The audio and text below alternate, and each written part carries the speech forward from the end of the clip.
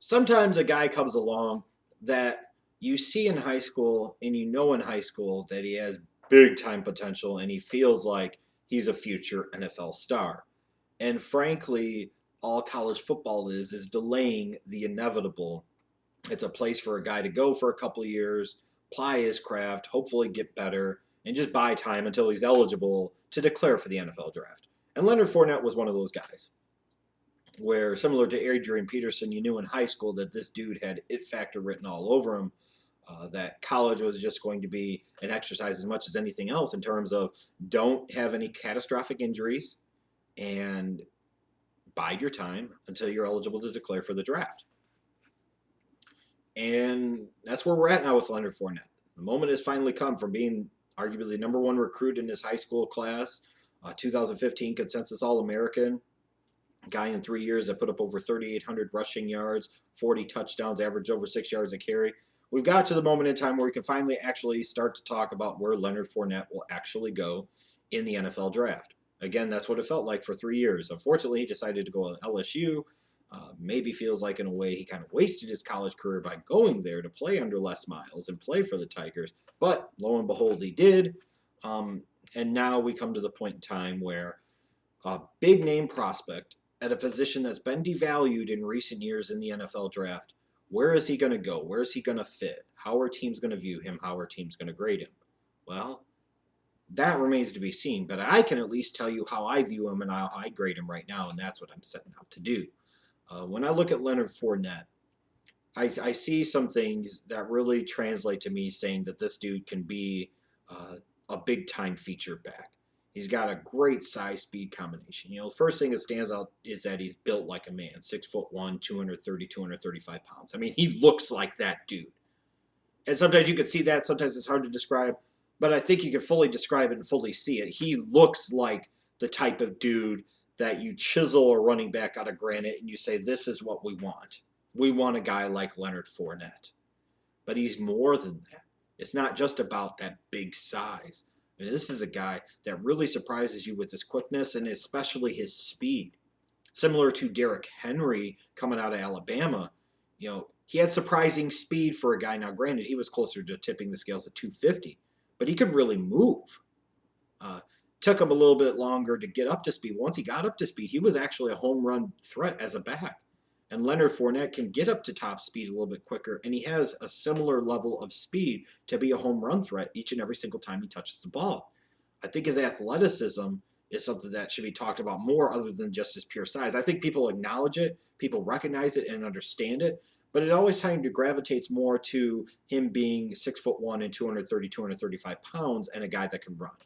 And to me, sometimes that's backwards because if anything, it should be a guy with explosive home run ability that happens to be 6'1", 230, 235 pounds.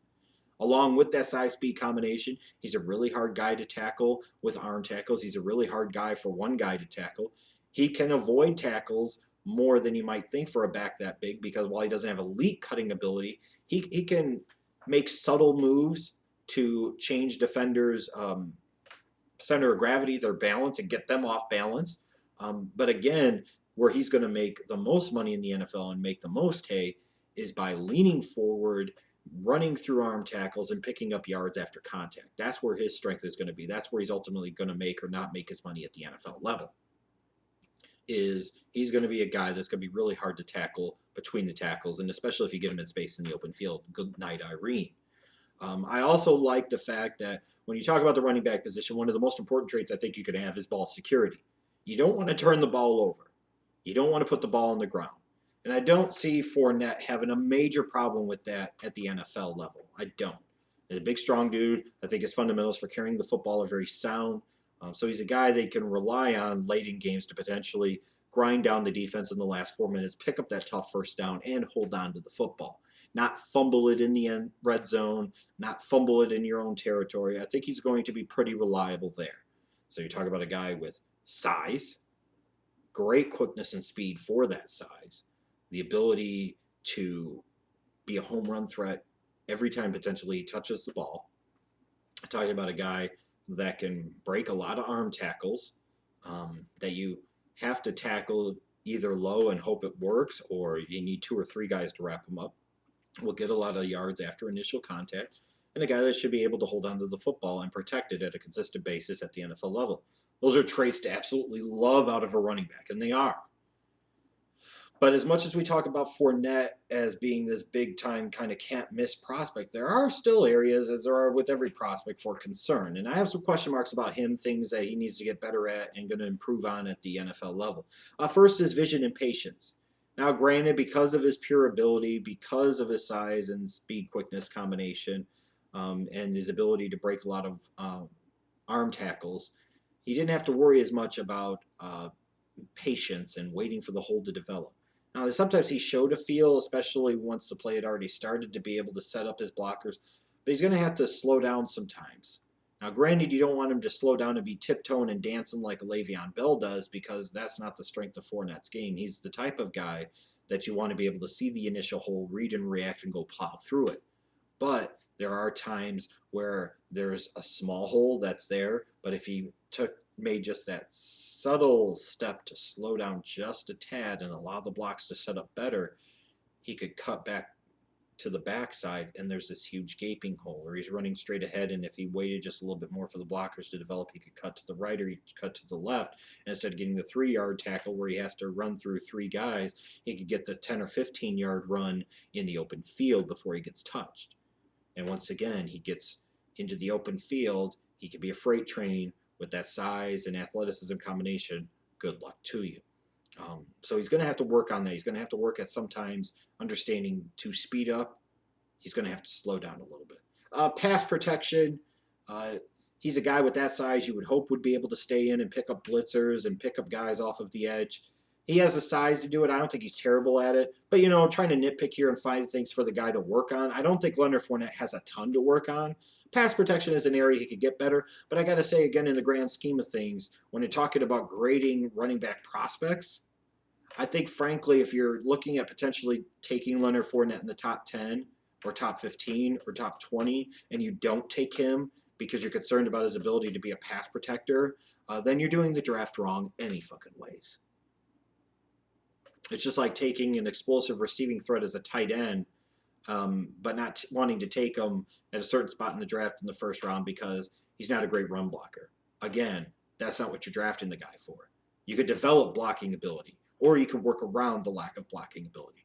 I don't care as much that Leonard Fournette is not a great pass protector. I don't think he's terrible.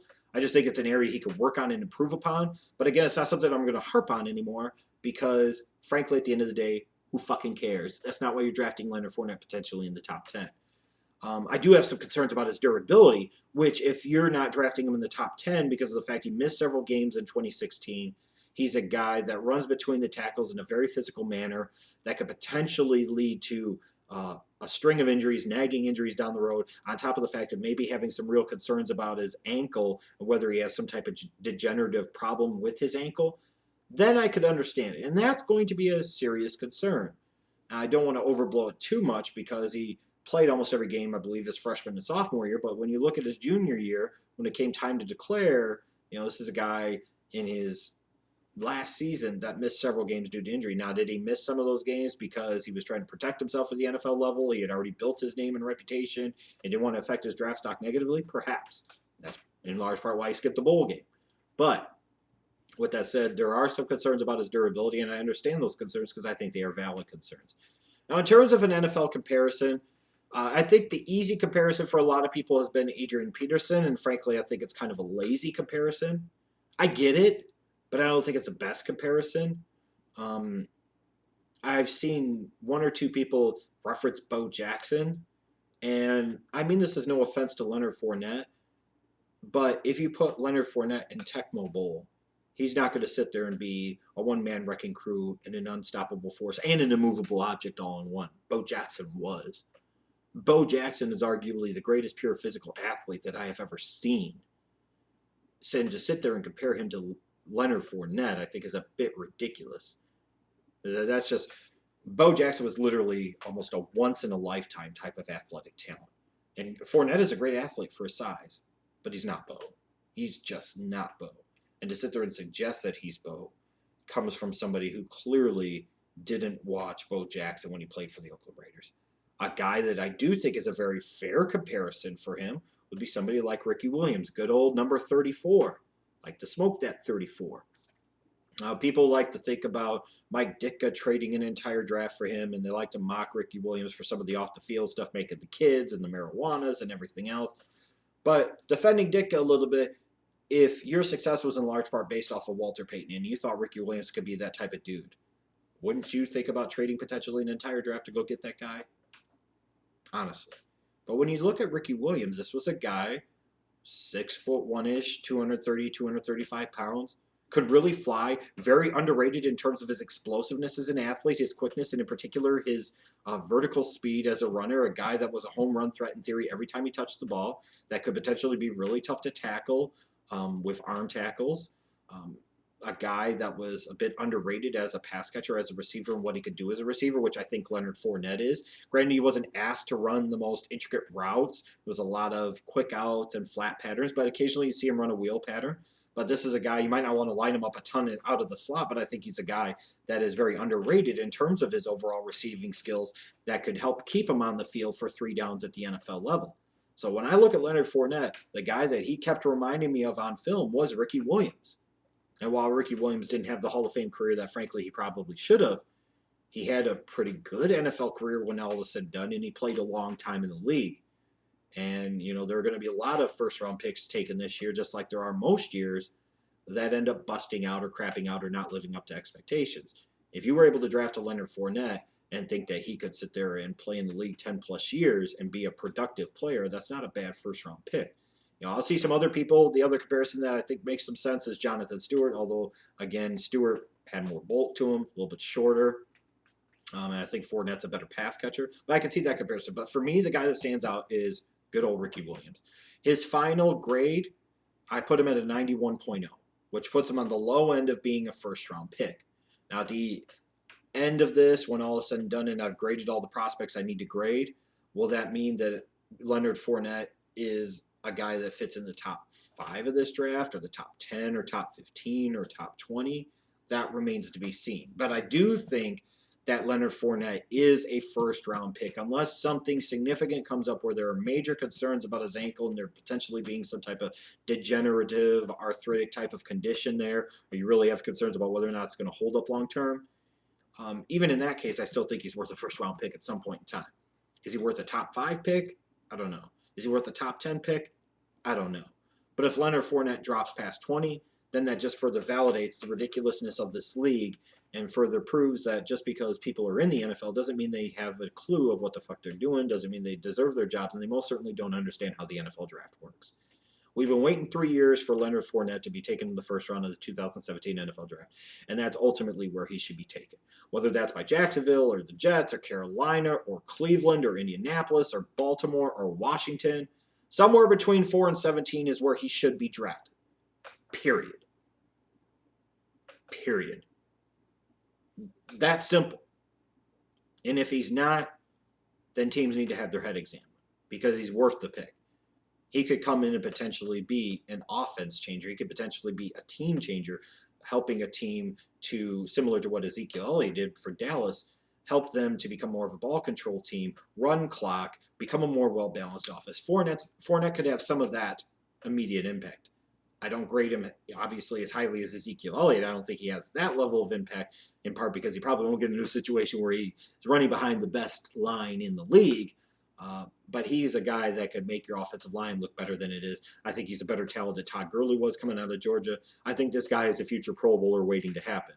And any offensive or defensive position, if you think the guy has future Pro Bowl ability, then in all honesty, he should be taken in the first round. And that's where I expect Leonard Fournette to be taken, whether it's in the top 10 or somewhere between 11 to 20. That's what remains to be seen in my eyes.